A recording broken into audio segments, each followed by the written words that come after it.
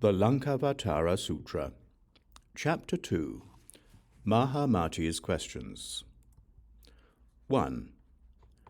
Mahamati had previously visited other Buddha lands together with the other wise bodhisattvas.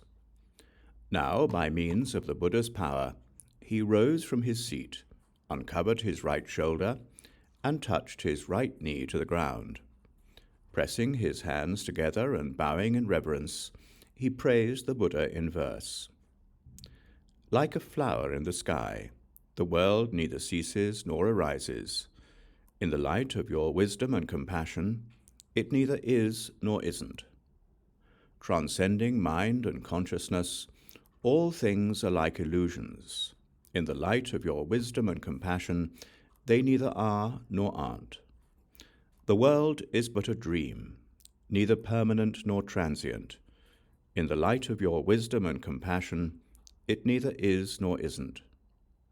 There is no self in beings or things, no barriers of passion or knowledge. In the light of your wisdom and compassion, they neither are nor aren't.